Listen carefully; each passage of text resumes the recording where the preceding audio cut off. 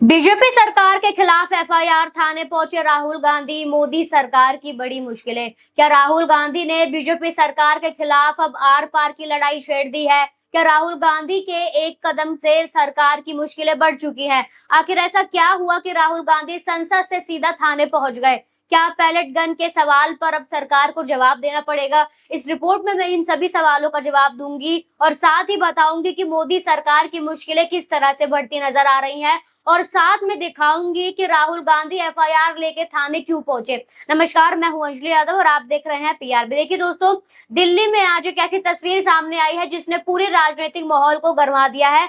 एक तरफ राहुल गांधी है, दूसरी तरफ वो मोदी सरकार को लेकर घेरे हुए हैं और तीसरी तरफ पुलिस थाना है और बीच में है एक ऐसा मामला जिसमें एक युवक के घायल होने का दावा किया जा रहा है। लेकिन सवाल ये है कि आखिर राहुल गांधी उस युवक को लेकर थाने क्यों पहुंचे, किस बात की एफआईआर दर्ज कराने की मांग की गई है और आखिरकार इस पूरे मामले का कनेक्शन उस प्रदर्शन से कैसे जुड़ता है जिसने पहले संसद और अब सड़क की राजनीति को गरमा दिया है। इन सवालों का जवाब आपको इस खबर में बताऊंगी, लेकिन उससे पहले आपको बता दूं कि इसी से आपको अंदाजा लगेगा कि इस समय विपक्ष और मोदी सरकार के बीच टकराव किस स्तर तक पहुंच चुका है। देखिए, पिछले कुछ समय से संसद के अंदर विपक्ष लगातार सरकार से जवाब मांगता नजर आया। कभी कानून व्यवस्था को लेकर सवाल उठे, कभी प्रदर्शनकारियों पर हुई कार्रवाई को लेकर सवाल उठे और कभी सरकार की जवाबदेही को लेकर विपक्ष ने हमला बोला। लेकिन अब मामला संसद से बाहर निकलकर सीधे पुलिस थाने पहुंच गया है और यही इस कहानी को और ज्यादा बड़ा बना देता है, क्योंकि जब कोई राजनीतिक नेता किसी मुद्दे को लेकर संसद में सवाल उठाने के बाद खुद थाने पहुंचता है तो सवाल सिर्फ राजनीतिक बयानबाजी का नहीं रह जाता। सवाल बन जाता है, क्या अब इस मामले में कानूनी कार्रवाई की मांग की जा रही है? और इसी सवाल का जवाब जानने के लिए अब हमें वापस चलना होगा 20 जुलाई की उस घटना की तरफ। 20 जुलाई को दिल्ली में युवाओं और छात्रों से जुड़ा एक बड़ा प्रदर्शन हुआ। सीजेपी की तरफ से संसद मार्च का आह्वान किया गया। प्रदर्शन के दौरान पुलिस और प्रदर्शनकारियों के बीच टकराव की स्थिति बनी। भीड़ को नियंत्रित करने के लिए पुलिस की तरफ से कार्रवाई की गई। लाठी चार्ज हुआ छात्रों पर, आंसू गैस के इस्तेमाल की खबरें सामने आई। लेकिन इसके बाद एक और बेहद गंभीर सवाल उठने लगा, क्या प्रदर्शन के दौरान पैलेट गन का भी इस्तेमाल हुआ था और अगर हुआ था तो आखिर किसके आदेश पर? यही वो सवाल है जो धीरे धीरे इस पूरे मामले का सबसे बड़ा मुद्दा बन गया है। और क्या सरकार को इसका जवाब नहीं देना चाहिए? क्या अमित शाह को इसका जवाब नहीं देना चाहिए? उस दिन प्रदर्शन के दौरान हालात कितने तनावपूर्ण थे, लेकिन कहानी में असली मोड़ तब आया जब कुछ प्रदर्शनकारियों के घायल होने की तस्वीरें और दावे सामने आने लगे और इन्हीं घायल लोगों में एक नाम सामने आया, साहिल। एक ऐसा युवक जिसकी आंखों में चोट लगी और यहीं से ये मामला सिर्फ प्रदर्शन की खबर नहीं रह जाता, क्योंकि अब सवाल उठता है कि अगर किसी प्रदर्शनकारी को गंभीर चोट लगी है तो उसकी शिकायत क्यों नहीं दर्ज होनी चाहिए? अगर चोट पुलिस कार्रवाई में लगी है तो उसकी जिम्मेदारी आखिर किसकी होगी? और इसी सवाल को लेकर अब राहुल गांधी मैदान में उतर चुके हैं। पहले आप ये वीडियो देखें। इसको इसको कहते हैं पहले का,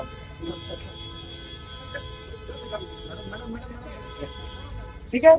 और ये वही चोट है जिसे लेकर अब सवाल उठाए जा रहे हैं। साहिल का दावा है कि प्रदर्शन के दौरान उसे पैलेट गन से चोट लगी और अब राहुल गांधी इस मामले में कार्रवाई की मांग को लेकर आगे आए हैं। देखे आपने वीडियो में किस तरह से राहुल गांधी ने उनकी टी शर्ट ऊपर करी, उन चोट के दाग दिखाए। लेकिन राहुल गांधी अकेले नहीं आए, उनके साथ खुद साहिल भी मौजूद नजर आए, उनकी माँ भी वहां मौजूद थी, सोनिया गांधी भी जो है वहां पर मौजूद नजर आए। देखिए पहले आप ये वीडियो।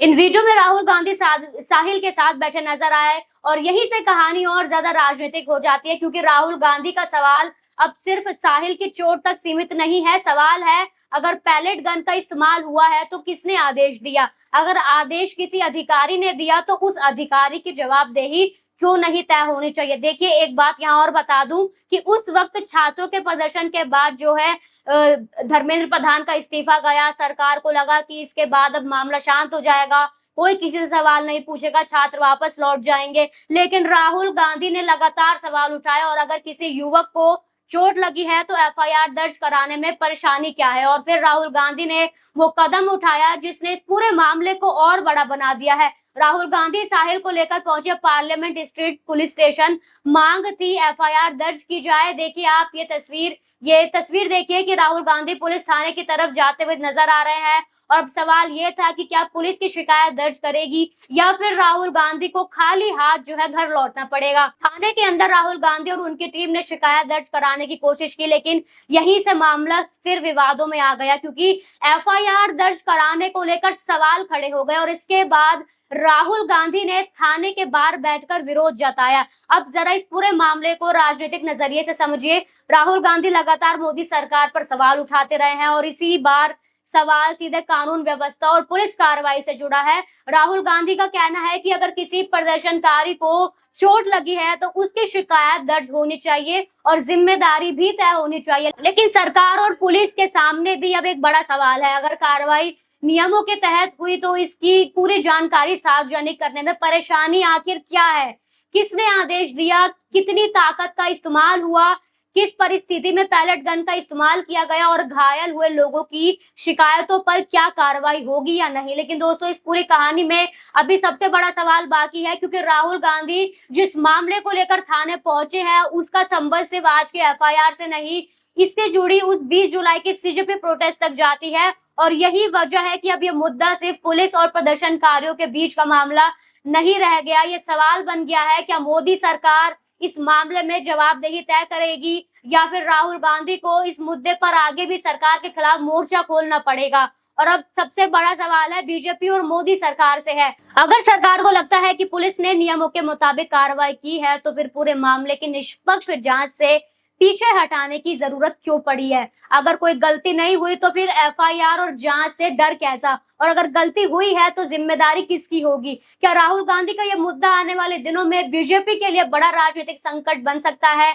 क्या सीजेपी प्रोटेस्ट का यह मामला विपक्ष को मोदी सरकार के खिलाफ एक और बड़ा मुद्दा दे सकता है, और क्या इस पूरे विवाद का असर आने वाले चुनावों में बीजेपी की राजनीतिक पकड़ पर भी पड़ सकता है। आपको क्या लगता है, क्या राहुल गांधी का थाने पहुंचना सही कदम है? क्या इस मामले में एफआईआर दर्ज होना चाहिए? और सबसे बड़ा सवाल, क्या पैलेट गन मामले की जवाबदेही तय होने तक राहुल गांधी को मोदी सरकार के खिलाफ अपना आंदोलन जारी रखना चाहिए? आप अपनी राय हमें कमेंट सेक्शन में जरूर बताइए। वीडियो पसंद आया हो तो लाइक कीजिए, शेयर कीजिए और चैनल को सब्सक्राइब जरूर कीजिए। धन्यवाद।